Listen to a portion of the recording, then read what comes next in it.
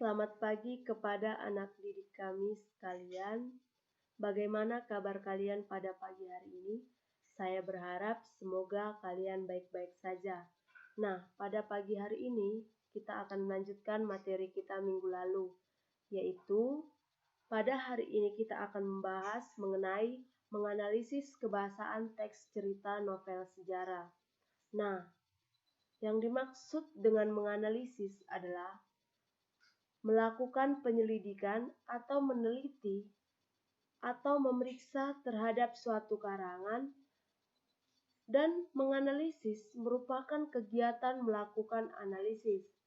Di dalam menganalisis ada beberapa langkah yang perlu diperhatikan, yaitu struktur, isi, dan juga bahasa.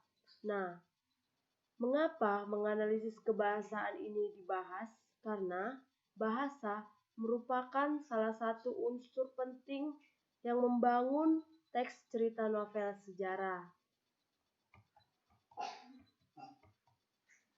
Nah, dalam menganalisis novel sejarah ini, ada beberapa kaidah kebahasaan yang berlaku pada novel sejarah. Yang pertama, menggunakan banyak kalimat masa lampau. Yang kedua, menggunakan banyak kata yang menyatakan urutan waktu. Yang ketiga, menggunakan banyak kata kerja. Nah, yang menggunakan banyak kata kerja ini terbagi menjadi 3 bagian, yaitu menggunakan suatu tindakan. Yang kedua, menggunakan banyak kata kerja ini menunjukkan kalimat langsung. Dan yang ketiga, menggunakan banyak kata kerja menyatakan suatu yang dipikirkan atau dirasakan oleh tokoh. Yang selanjutnya, menggunakan banyak dialog. Yang berikutnya, menggunakan kata-kata sifat. Nah, menggunakan banyak kalimat masa lampau. Yang dimaksud dengan menggunakan banyak kalimat masa lampau adalah kalimat yang sering digunakan oleh pengarang dalam menulis teks cerita sejarah, didominasi oleh kalimat yang menyatakan peristiwa masa lampau. Nah, kalimat ini menyatakan bahwa perbuatan atau peristiwa sudah dilakukan atau sudah pernah terjadi. Contoh, di masa pemerintahan Hayam Wuruk, Gajah Mada benar-benar menunjukkan kepiawaannya dalam mempersatukan Nusantara. Yang selanjutnya, menggunakan banyak kata yang menyatakan urutan waktu. Apa yang dimaksud dengan menggunakan banyak kata yang menyatakan urutan waktu? Nah, yang dimaksud menggunakan banyak kata yang menyatakan urutan waktu adalah konjungsi atau penghubung yang biasa digunakan dalam teks cerita sejarah adalah konjungsi temporal. Nah, konjungsi temporal ini berfungsi untuk mengurutkan suatu keadaan atau suatu peristiwa secara kronologis. Pada minggu lalu kita sudah membahas mengenai konjungsi. Nah, tujuan penggunaan konjungsi temporal ini adalah agar kalimat yang digunakan oleh pengarang mudah dipahami maksudnya. Contoh konjungsi temporal adalah sejenak, kemudian, sejak, setelah itu, kemudian, dan mula-mula. Yang selanjutnya, menggunakan banyak kata kerja.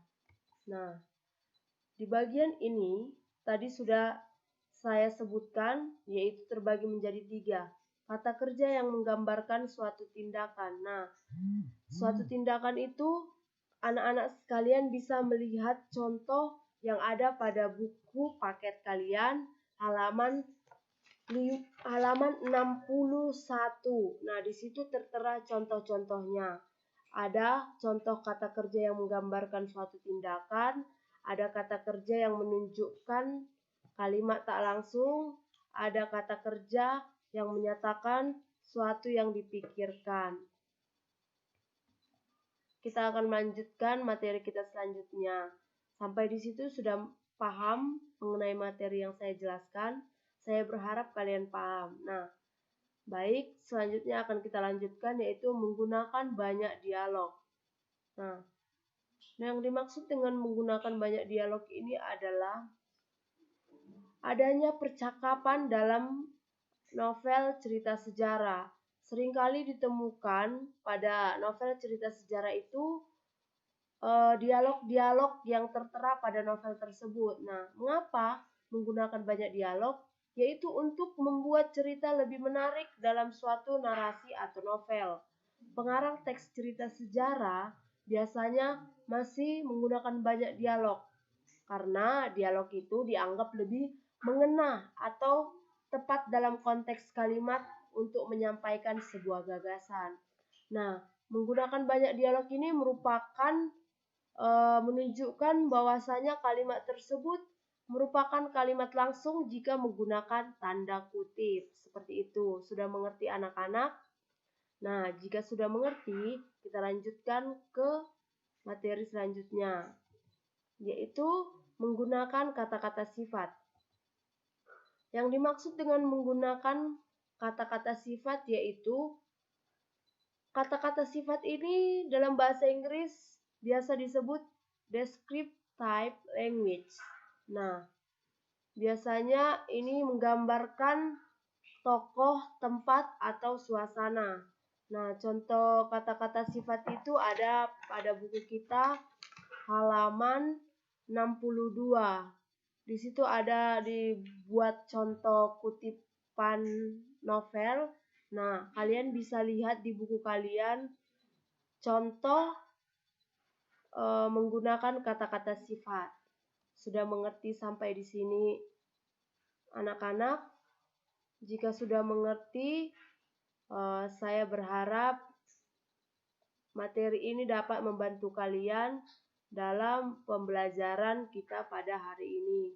Nah, jika ada tutur kata saya yang salah, saya mohon maaf karena saya juga sama seperti kalian, saya masih belajar, sama-sama belajar. Jadi, jika ada kekurangan dan juga tutur kata saya yang salah, mohon dimaafkan. Sekian dan terima kasih.